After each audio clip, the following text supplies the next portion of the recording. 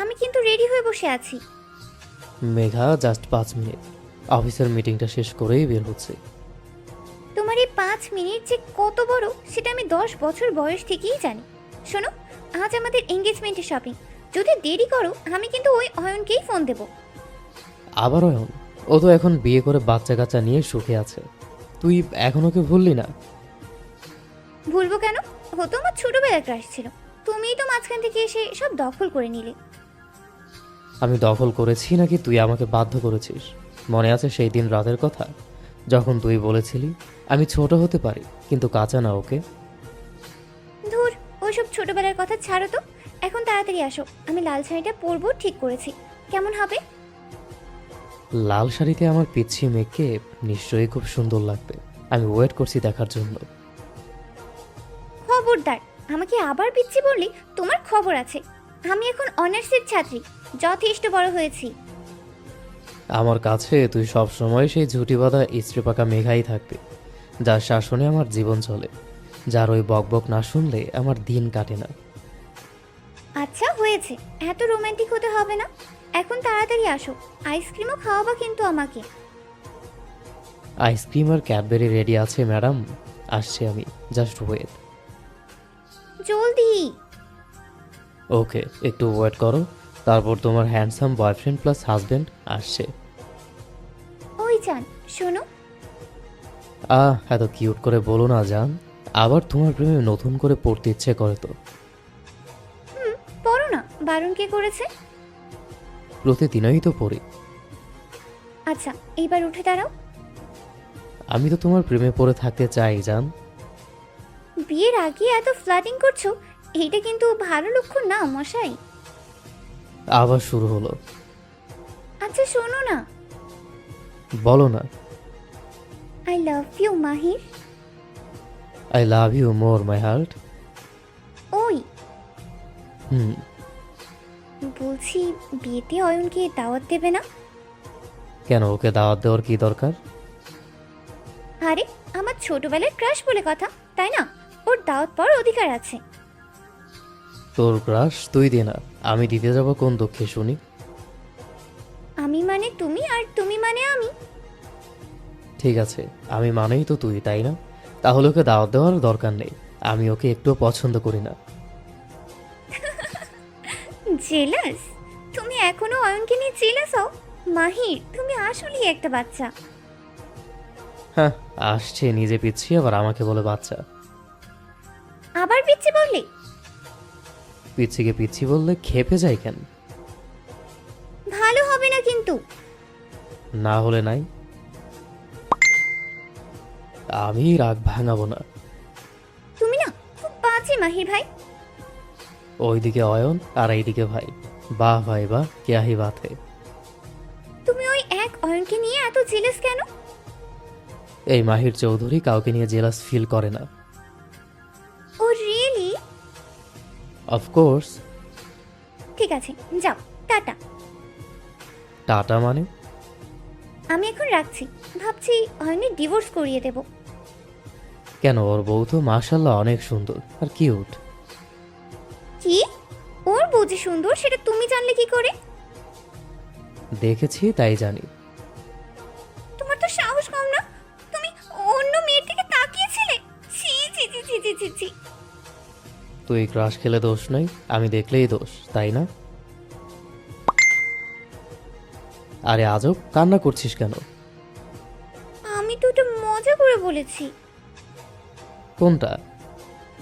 অয়ন যে আমার ক্রাশ, ওটা আমি মজা করে বলেছি।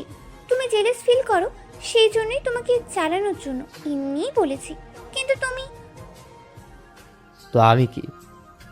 তুমি ওর বইয়ের দিকে তাকিয়েছিলে, আবার ওকে সুন্দর কিউট বলছো। কেন রে? আমি কি দেখতে অসুন্দর? আমার চেহারা দেখতে সুন্দর না? আমি কি দেখতে কিউট না?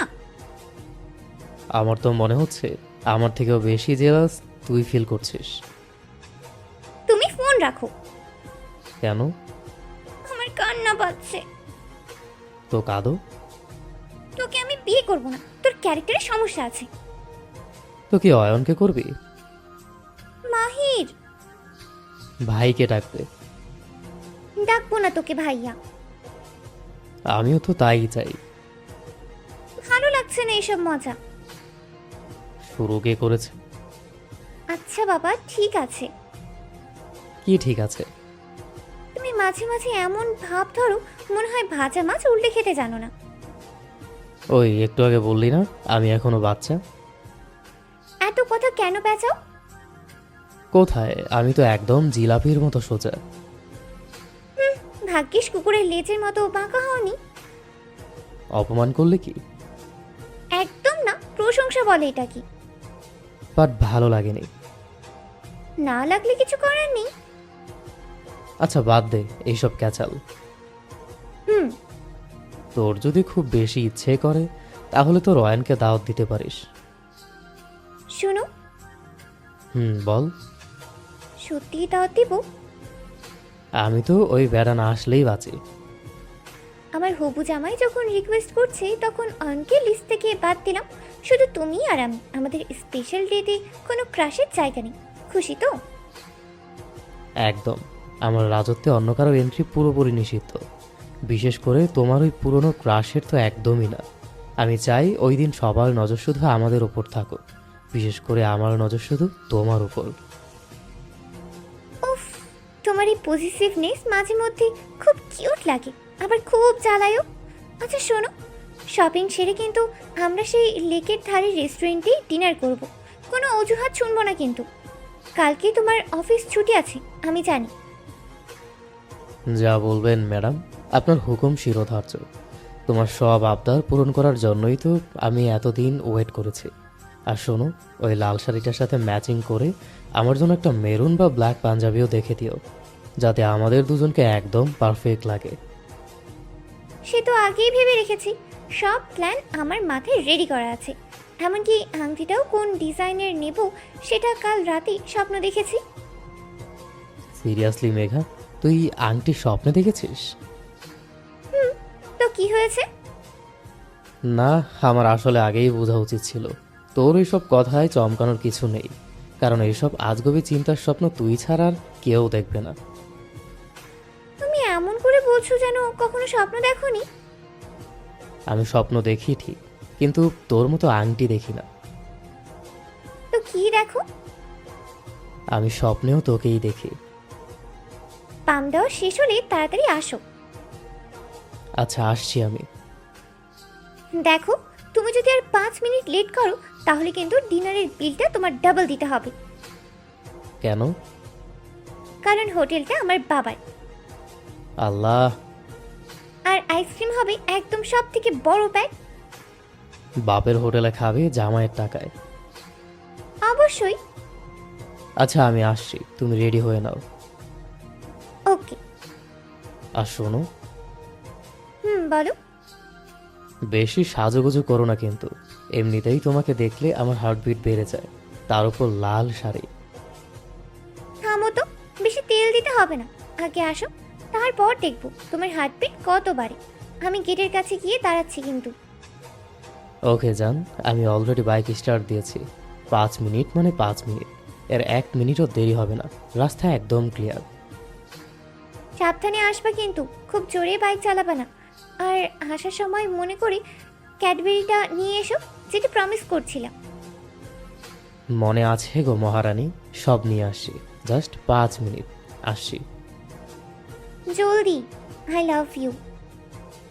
আই লাভ ইউ টু জান।